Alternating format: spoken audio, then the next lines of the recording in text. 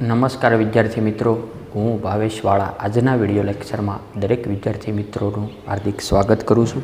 વિષય biology, chapter number 11 biotechnology, સિદ્ધાંતો અને પ્રક્રિયાઓ. તો રીકોમ્બિનન્ટ ડીએનએ ટેકનોલોજીના ઉપકરણોની અંદર આગળ વધીએ. તો આજનો ક્વેશ્ચન છે, વાહકમાં સાનુકૂળતા ક્લોનિંગ કરવા માટેની વિશેષતાઓ જણાવો.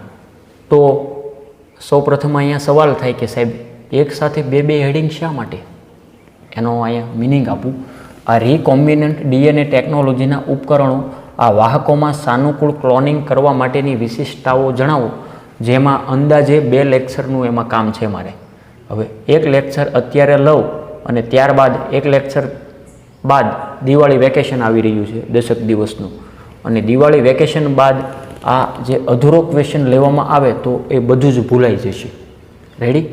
એટલા માટે આ જે ક્વેશ્ચનની અંદર હાંધો ન પડે એટલા માટે આ ક્વેશ્ચન અત્યારે હું ડ્રોપ આઉટ કરું છું. અત્યારે જે નેક્સ્ટ આપણે દિવાળી વેકેશન બાદ એ જોઈ લઈશું. વાહકમાં સાનુકૂળતા ક્લોનિંગ કરવા માટેની વિશેષતાઓ જણાવો. 2 લેક્ચરનું કામ છે એટલા માટે બાકી રાખ્યો. રેડી?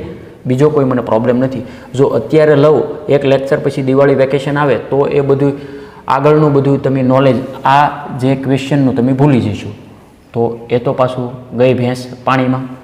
રેડી? એટલે આવી મહેનત ન થાય એટલા માટે આ સવાલ અત્યાર પૂરતો આપણે ડ્રોપ આઉટ કરીએ છીએ, દિવાળી બાદ લેવામાં આવશે.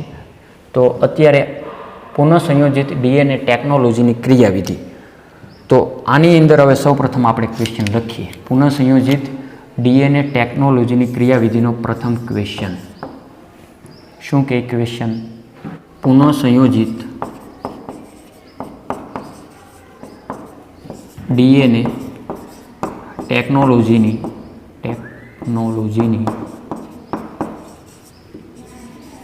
ક્રિયાવિધિમાં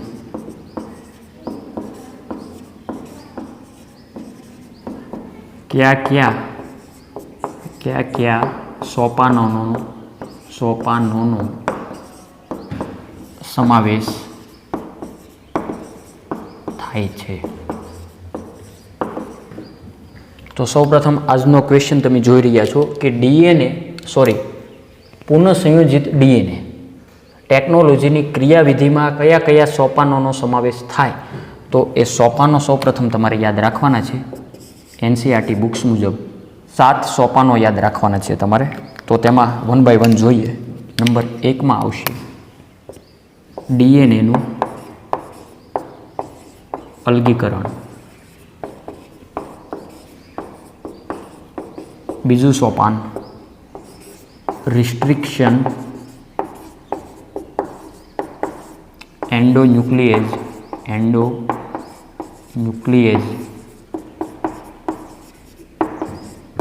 ની મદદથી ડીએનએનું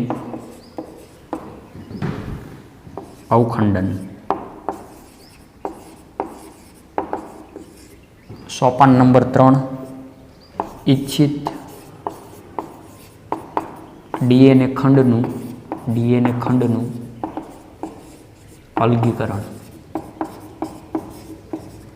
સોપાન નંબર 4 વાહકમાં ડીએનએ ખંડોનું જોડાણ. સોપાન નંબર 5 યજમાનમાં પુનઃસંયોજિત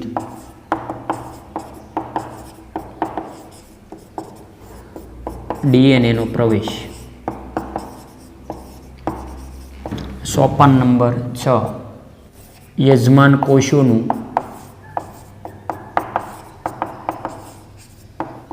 માધ્યમમાં વ્યાપક સ્તરે સંવર્ધન.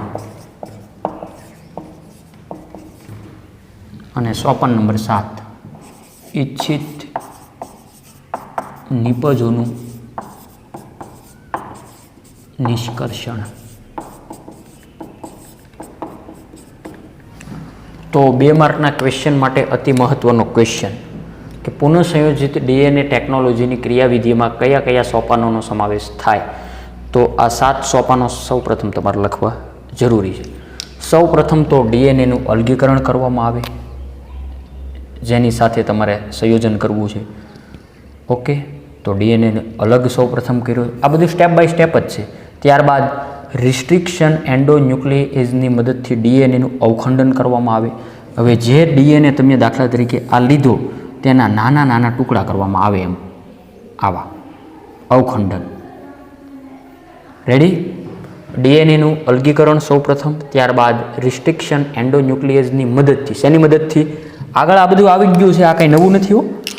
રિસ્ટ્રિક્શન એન્ડોન્યુક્લિએજની મદદથી ડીએનએના ખંડોનું અવખંડન. અહીંયા જુઓ, હું સાથે સાથે દર્શાવું.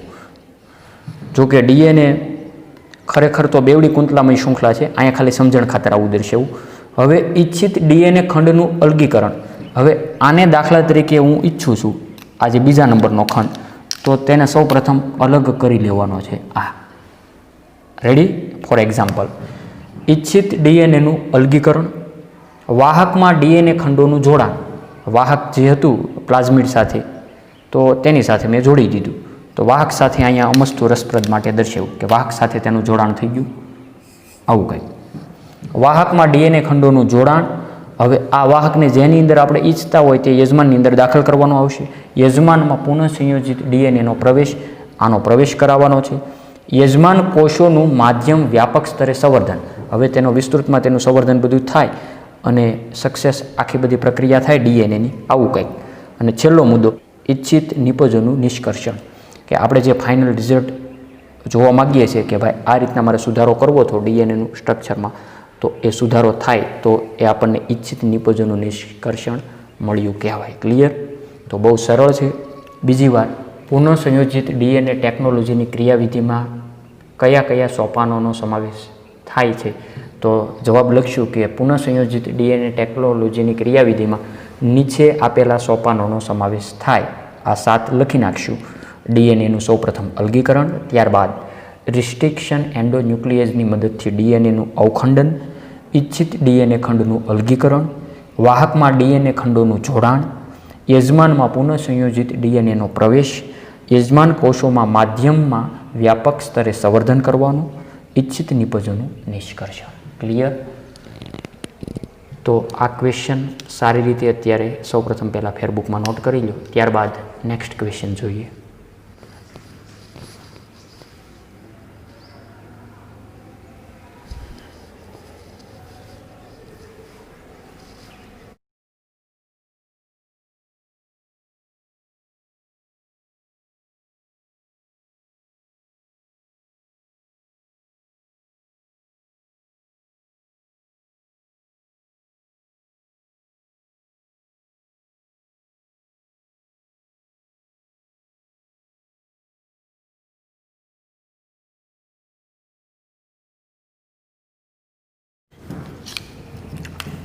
બીજો ક્વેશ્ચન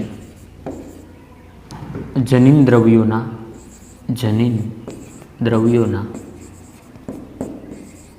અલગીકરણ માટેની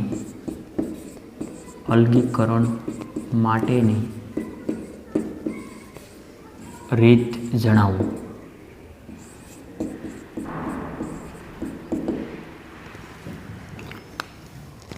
આગળ આપણે જે જોયું એમ કે પુનઃસંયોજિત ડીએનએ ટેકનોલોજીના સોપાનોની અંદર પ્રથમ જોયું હતું કે એમાં જનીન દ્રવ્યોનું સૌ પ્રથમ અલગીકરણ, એટલે કે ડીએનએનું અલગીકરણ હતું ને પ્રથમ. તો આ ક્વેશ્ચનમાં મેં આ જ વાત આપી છે તમને કે જનીન દ્રવ્યોના અલગીકરણ હોય સૌ પ્રથમ તો તે માટેની રીત જણાવો. હવે રીત આપણે ડિટેલમાં જોઈએ કે કઈ રીતે જનીન દ્રવ્ય અલગ કરી શકાય. તો તેનો આન્સર બહુ સરળ છે. જોઈએ સ્ટેપ બાય સ્ટેપ. સૌ પ્રથમ વર્ણન બધું લખી નાખીએ, જેના આધારે એ બધું આરામથી અને સારી રીતે સમજાઈ જશે અને અહીંયા ને અહીંયા યાદ રહી જશે. એની ગેરંટી મારી, વોરંટીની ગેરંટી. ધ્યાન અહીંયા કોઈ પણ અપવાદ વગર બધા જ સજીવોમાં આનુવંશિક દ્રવ્ય ન્યુક્લિક એસિડ છે. મોટા ભાગના સજીવોમાં તે ડીએનએ છે.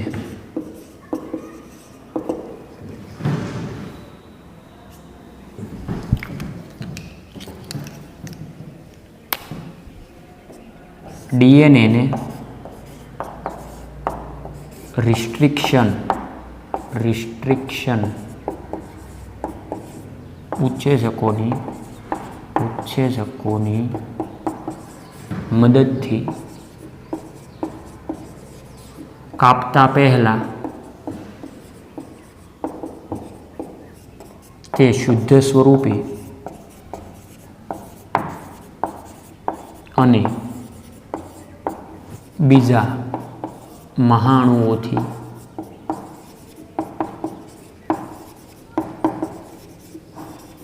મુક્ત હોવો જરૂરી છે.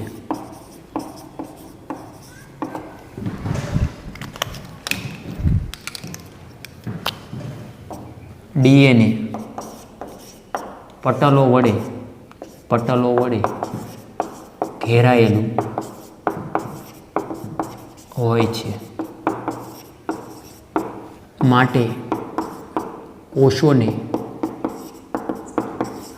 તોડીને ખોલતા બીજા અણુઓ જેમ કે આરએનએ, પ્રોટીન,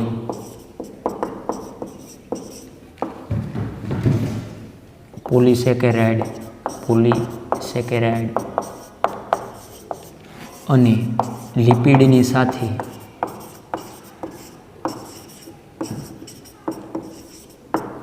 ડીએનએ મુક્ત થાય છે.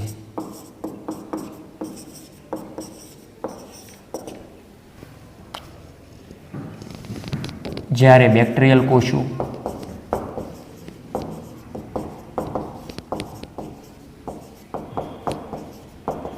કે વનસ્પતિ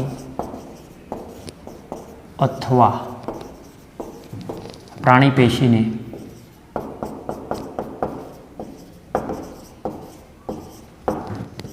લાઇસોઝાઇમ બ્રેકેટમાં લખી નાખશું બેક્ટેરિયા,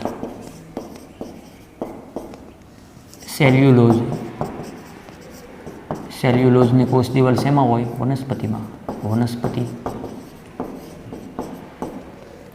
વનસ્પતિ કોષો આવું લખી નાખશું. વનસ્પતિ કોષો. કાઇટિનેજ જે ફૂગમાં હોય, ફૂગ જેવા ઉત્સેચકોની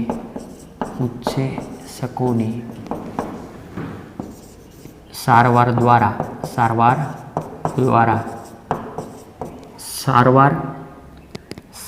દ્વારા જ મેળવી શકાય છે.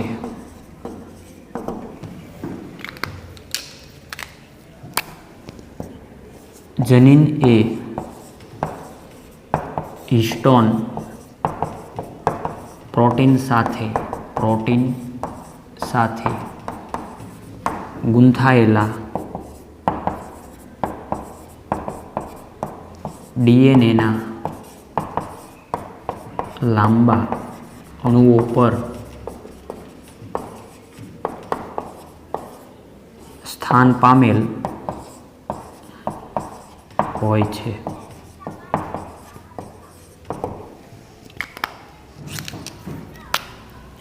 આરએનએને રિબોન્યુક્લિએજની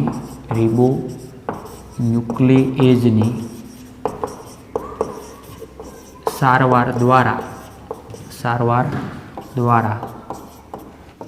દૂર કરી શકાય છે જ્યારે પ્રોટીનને પ્રોટીએઝની સારવારથી દૂર કરાય છે. લાસ્ટ મુદ્દો, બીજા અણુઓને યોગ્ય સારવાર દ્વારા દૂર કરવામાં આવે છે અને અંતે ઠંડો ઇથેનોલ ઉમેરીને શુદ્ધ સ્વરૂપે ડીએનએનું અવક્ષેપણ કરાય છે. તેને અવલંબિત આવશે.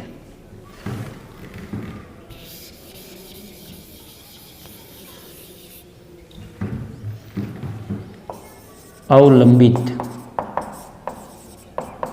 માધ્યમમાં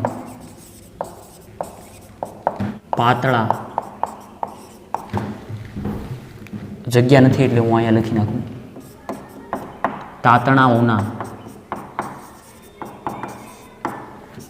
સમૂહ સ્વરૂપે જોઈ શકાય છે. વર્ણન જોઈ શકાય છે. યસ. જનીન દ્રવ્યોના અલગીકરણ માટેની રીતનો આન્સર આપ્યો છે. ઉપરનું હું આ થોડુંક હેડિંગ બધા સાફ કરી નાખું છું, બરાબર, જેથી કરી અને મારે જે કંઈ સમજાવવા માટે એક્સ્ટ્રા વર્ક જરૂરી છે એટલા માટે.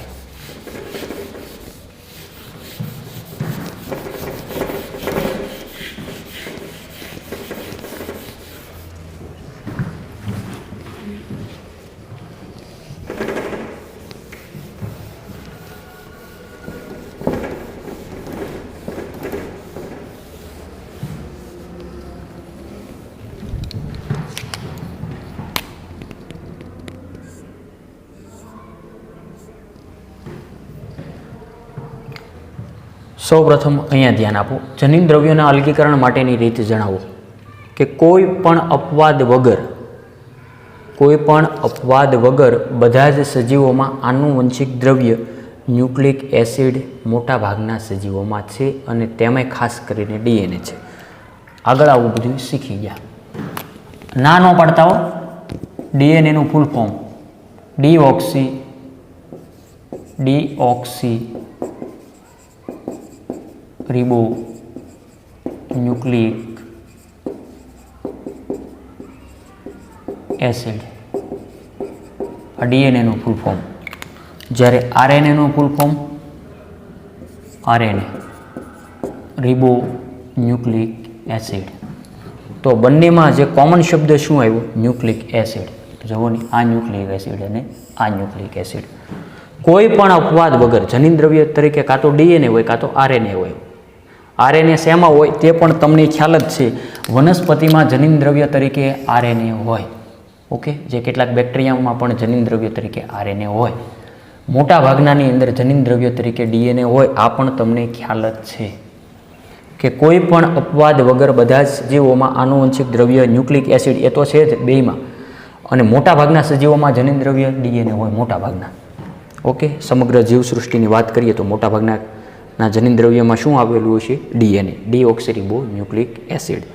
હવે ડીએનએ સૌપ્રથમ ક્યાં હોય? તો કે કોષમાં હોય. તો આર્યુ કોષ, ચેપ્ટર 8 ધોરણ 11 સાયન્સ જોઈ લીજો ન ખ્યાલ આવે તો. તેમાં ખાસ કરીને કોષ કેન્દ્રની અંદર જનીન દ્રવ્ય તરીકે હોય.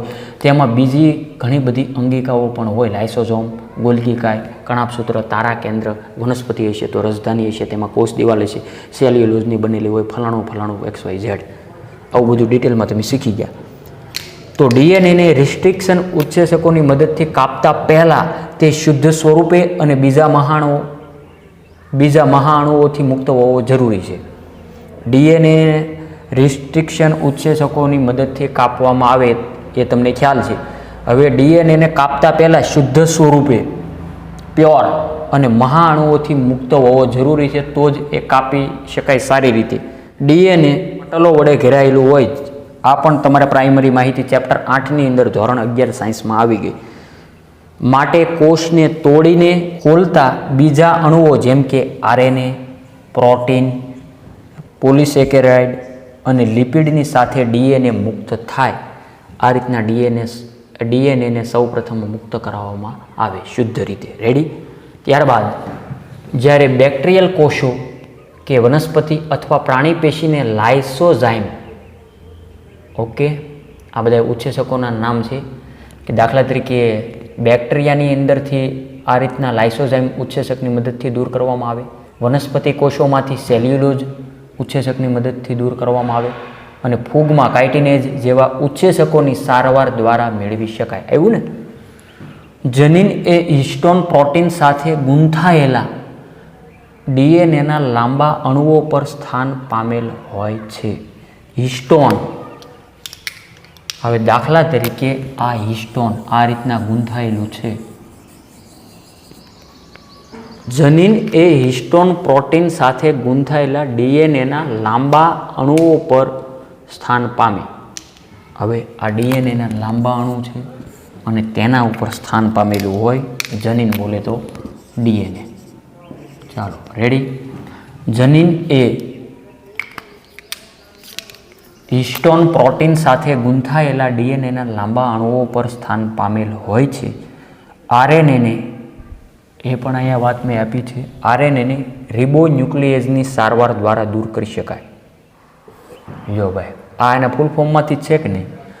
આરએનએને રિબોન્યુક્લિએઝની સારવાર દ્વારા દૂર કરી શકાય. આરએનએને પણ અહીંયા કેમ વાત આવી? ડીએનએને અલગીકૃત કરી શકાય. જોકે જનીન દ્રવ્યને આમ તો અલગીકૃત કરી શકાય. એટલા માટે જો અહીંયા ડીએનએ એવું નથી લખ્યું, જનીન દ્રવ્યોના અલગીકરણ માટેની રીત જણાવો. જો ફક્ત ડીએનએને જ અલગ કરી શકાતો હોત તો અહીંયા લખી જ નાખત સ્પષ્ટ ડીએનએની અલગીકરણ માટેની રીત જણાવો. પણ જનીન દ્રવ્ય કોઈ પણ આરએનએ કે ડીએનએ જે તમે ઈચ્છો તેને અલગીકૃત કરી શકાય. તો આરએનએને રિબોન્યુક્લિએઝની સારવાર દ્વારા દૂર કરી શકાય છે. જ્યારે પ્રોટીનને તો તેના જેવા જ ઉત્સેચકો છે, તેમાં સહેજ પણ ગભરાવાની જરૂર નથી. પ્રોટીનને પ્રોટીએજ ઉત્સેચકની સારવાર દ્વારા દૂર કરી શકાય. જ્યારે બીજા અણુઓને, બાકીના જે કંઈ વધ્યા ઘટ્યા હોય તેને યોગ્ય સારવાર દ્વારા દૂર કરવામાં આવે. હવે જે દૂર કર્યો તેને અંતે ઠંડો ઇથેનોલ ઉમેરીને શુદ્ધ સ્વરૂપે ડીએનએનું અવક્ષેપણ કરાય છે. એટલે નાના નાના ટુકડા તેના કરવામાં આવે. ઇથેનોલ રેડી દેવાનો છે, પણ કેવો? ઠંડો, ગરમ નથી રેડી દેવાનો, નહીંતર બધું હળગી જશે. ઠંડો ઇથેનોલ તેને અવલંબિત માધ્યમ કોને કહેવાય? વોચ ગ્લાસની અંદર જે કાંઈ આવતી હોય એની આખી પ્રોસેસ એને લઈ અને અભિરંજિત જે કાંઈ એના આવતું હોય અવલંબિત માધ્યમમાં પાતળા તાતણાઓના સમૂહ સ્વરૂપે જોઈ શકાય. અવલંબિત માધ્યમની અંદર ઇલેક્ટ્રોન માઇક્રોસ્કોપમાં આવું જોઈ શકાય. બહુ સહેલું છે. તો જનીન દ્રવ્યોના અલગીકરણ માટેની રીત જણાવો તો આ રીતના તમારે જવાબ લખવો જરૂરી છે. ક્લિયર? તો વિદ્યાર્થી મિત્રો, એકવાર સ્લો મોશનમાં રિવિઝન કરી લઈએ. અગત્યનું હોવાથી જનીન દ્રવ્યોના અલગીકરણ માટેની રીત જણાવો. કોઈ પણ અપવાદ વગર બધા જ સજીવોમાં આનુવંશિક દ્રવ્ય ન્યુક્લિક એસિડ છે, તેમાં કોઈ શંકા છે જ નહીં. મોટાભાગના સજીવોમાં તે ડીએનએ છે, તે પણ આપણને ખ્યાલ છે. ડીએનએને રિસ્ટ્રિક્શન ઉત્સેચકોની મદદથી કાપતા પહેલાં તે શુદ્ધ સ્વરૂપે અને બીજા મહાઅણુઓથી મુક્ત હોવો જરૂરી છે. ડીએનએ પટલો વડે ઘેરાયેલું હોય છે, માટે કોષોને તોડીને ખોલતા બીજા અણુઓ જેમ કે આરએનએ, પ્રોટીન, પોલિસેકેરાઇડ અને લિપિડ સાથે ડીએનએ મુક્ત થાય છે. જ્યારે બેક્ટેરિયલ કોષો, અહીંયા જુઓ, તમે ડીએનએ મુક્ત કરશો તો સાથે સાથે કોણ કોણ આવે છે? પ્રોટીન આવી શકે, આરએનએ આવી શકે, પોલિસેકેરાઇડ આવે અને લિપિડે આવે. તો હવે આને દૂર કરવા માટે આ બધી વાત છે. સમજાય કે ન સમજાય? કેમ? પ્રોટીનને દૂર કરવા માટે પ્રોટીએજ ઉત્સેચકનો મદદ થઈ, લિપિડ માટે જે કાંઈ આવતું હોય વગેરે. આરએનએ હોય તો વનસ્પતિમાં સેલ્યુલોઝ ઉચ્છેચકની મદદથી. રેડી? સેલ્યુલોઝની કોષ દિવાલ પણ બનેલી હોય એ જ પ્રત્યય લાગે એ હંમેશા ઉચ્છેચક હોય. જ્યારે બેક્ટેરિયલ કોષો અથવા વનસ્પતિ અથવા પ્રાણી પેશીને લાઇસોઝાઇમ એટલે કે બેક્ટેરિયા બ્રેકેટમાં, સેલ્યુલોઝ બ્રેકેટમાં વનસ્પતિ કોષો અને કાઇટિનેઝ એ જ અહીં પ્રત્યય આવ્યો ઉચ્છેચક, ફૂગ જેવા ઉચ્છેચકોની સારવાર દ્વારા જ મેળવી શકાય. જનીન એ હિસ્ટોન પ્રોટીન સાથે ગૂંથાયેલા ડીએનએના લાંબા અણુઓ પર સ્થાન પામે, જે મેં તમને આકૃતિમાં સમજાવવાનો પ્રયત્ન કર્યો. અહીંયા ફક્ત ખાલી આપણો ટાર્ગેટ જનીન દ્રવ્યને જ અલગ કરવાનો છે. બાકીની કોઈ અંગિકા હોય, લાઇસોઝોમ, ગોલ્ગી કાય કે કણાભસૂત્ર, તારા કેન્દ્ર વગેરે વગેરે, અહીંયા તેની કોઈની વાત છે નહીં. ફક્ત જનીન દ્રવ્ય ઉપર આપણું ધ્યાન ફોકસ હોવું જોઈએ. એટલા માટે જીનેટિક સાયન્સ કહેવાય આને, કે જનીન એ હિસ્ટોન પ્રોટીન સાથે ગૂંથાયેલા ડીએનએના લાંબા અણુ ઉપર સ્થાન પામેલું હોય. આરએનએને રિબોન્યુક્લિએઝની સારવાર દ્વારા દૂર કરી શકાય છે, જ્યારે પ્રોટીનને પ્રોટીએઝની સારવારથી દૂર કરાય છે. બીજા અણુઓને યોગ્ય સારવાર દ્વારા દૂર કરવામાં આવે છે અને અંતે ઠંડો ઇથેનોલ ઉમેરી શુદ્ધ સ્વરૂપે ડીએનએનું અવક્ષેપણ કરાય છે. તેને અવલંબિત માધ્યમમાં પાતળા તાતણાઓના સમૂહ સ્વરૂપે જોઈ શકાય છે. રેડી? તો વિદ્યાર્થી મિત્રો, આજનો વિડીયો લેક્ચર એટલે સુધી રાખીએ.